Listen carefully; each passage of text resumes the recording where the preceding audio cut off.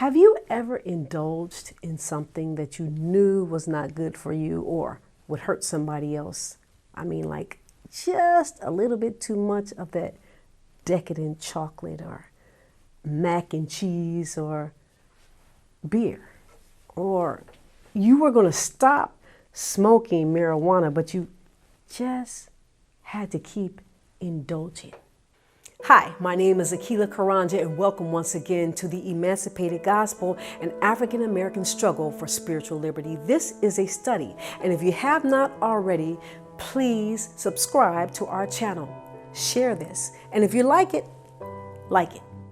According to the Merriam-Webster dictionary, indulgent means to be willing to allow excessive leniency, generosity, or consideration, indulging or characterized by indulgence, done or enjoyed as a special treat or pleasure.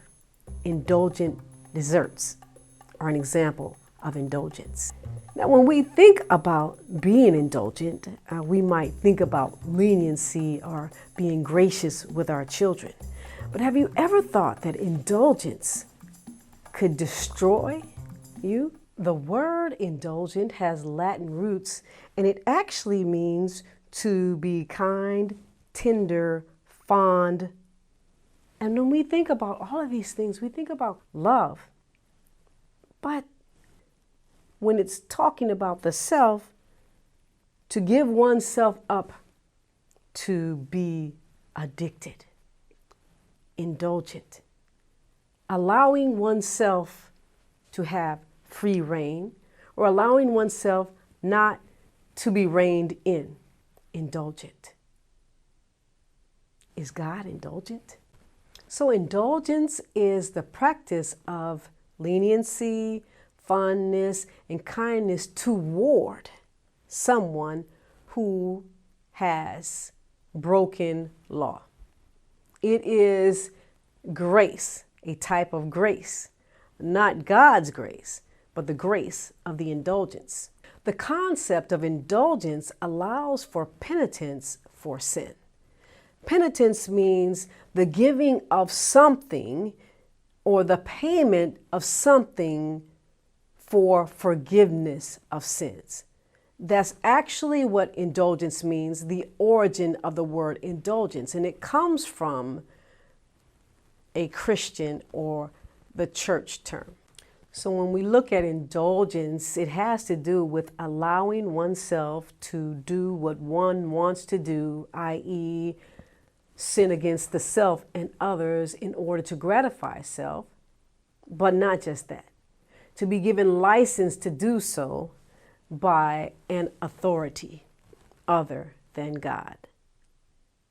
That was the sale of indulgence that was practiced in the 1500s, even further back. And that practice of indulgence or selling indulgence induced people into war and induced the Portuguese into trading Africans through the slave trade.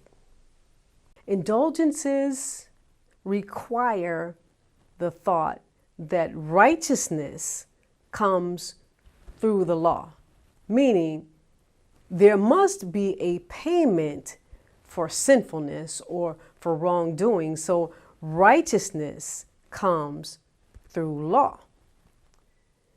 But we learn in the book of Galatians that if righteousness were by the law, then someone or everyone could keep the law because God is love and he's gracious and he would not destroy us for not keeping a law that we could not keep. But Galatians asserts that righteousness comes through belief or faith in the Savior. So now we're looking at two different paradigms in understanding God's law.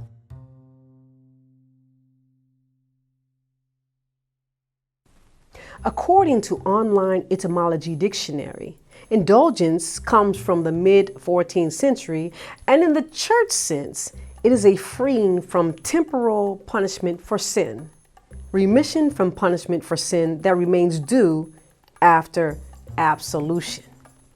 So is this something that God does? Absolves us from punishment for sin when we indulge in sin? God forbid that. Who is it? What is this concept, and what drove this system of indulgence? In a prior message, we talked about the beginning of the slave trade, showing that the first slaves were taken from the coast of West Africa in 1441. We learned that 10 years later, 11 years later, Pope Nicholas V issued Dum Diversas, which was a papal bull or a papal letter authorizing the Portuguese to reduce non-Christians to the status of slaves. Now, the reduction of these non-Christians to the status of slaves came about through the system of indulgence.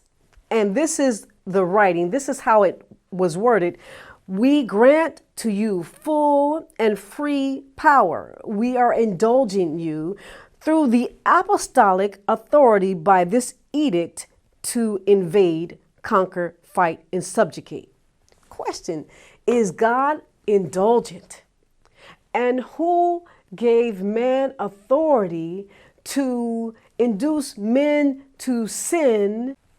So let's explore this system of indulgence and the implications of indulgences. An indulgence is a concept which says that a violator can be freed from the sins of violation or the active violation of another one's rights. But it became reduced to a letter or a commodity, an indulgence or a letter which could be bought or sold, saying that when one holds such indulgence, they are free to violate and be absolved of the guilt of such violation.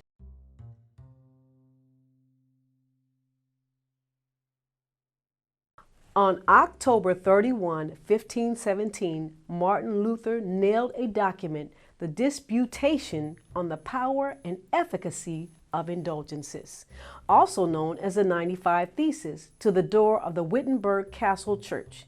He believed that salvation was a gift of God by grace and vigorously opposed the church's practice of selling indulgences.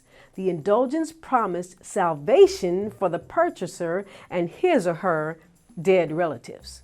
The concept of earning salvation through works had been asserted about 5 centuries before this time to encourage warriors to fight in the Crusades on African soil.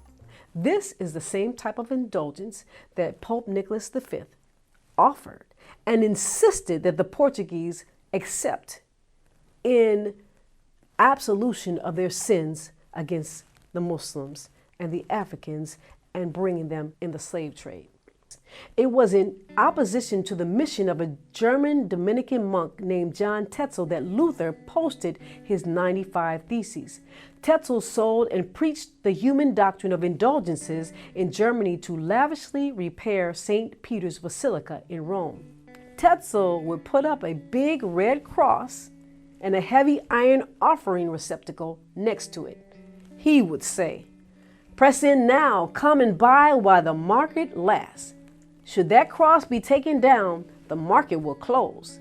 Heaven will depart, and then you will begin to knock and to bewail your folly in neglecting to avail yourselves of blessings which shall then have gone beyond your reach." Indulgences are the most precious and the most noble of God's gifts. Then, pointing at the red cross, which stood full in view of the multitude, he would exclaim, "This cross has as much efficacy as the very cross of Christ. Come, and I will give you letters, all properly sealed, by which even the sins which you intend to commit may be pardoned." Wow. Imagine that. A man would preach. A system would give people license to kill, to steal, to enslave, to save their souls and the souls of their dead relatives out of hell. That is the system of indulgences. That is the system against which the Protestant reformers fought and landed in America, creating a system of religious liberty. Yet, on the heels of that, we have the slave system, which was bought, by and large, by indulgences. We have to understand what Christianity has become in the minds of people. When you look at the selling of indulgences in order to justify the sinner, you realize that you're not under the system of God who brought salvation in the first place. God is not indulgent. If God were indulgent, Jesus would not have died. Somebody's got to pay for sin, meaning that there must be an atonement for sin. This anti-Christian system, the selling of indulgences, were inducements for people to get their souls out of hell, to commit whatever sins they would ever commit or whatever sins they would ever want to commit, and to get the souls of their dead people, their dead loved ones, out of hell. This system of indulgence allows people to be addicted or do whatever they want to and hurt other people as long as they can keep from burning in hell. Is this a Christian system? Does your righteousness come by keeping the law or adhering to a certain ideology that may be called Christian but may be far from it? Or does your righteousness come through Christ, who gave his life that you may not be indulgent, that you may be a law keeper through the love of Christ? Think about it. Think about it. The Emancipated Gospel, an African American struggle for spiritual liberty. And don't forget to join us on these videos. Like us, we'll show you more. Do you want to know about being found in the gospel, the Emancipated Gospel? You got to follow us, like us, share this. The Emancipated Gospel, an African American struggle for spiritual liberty. We reveal the truth and restore the lost to the household of faith.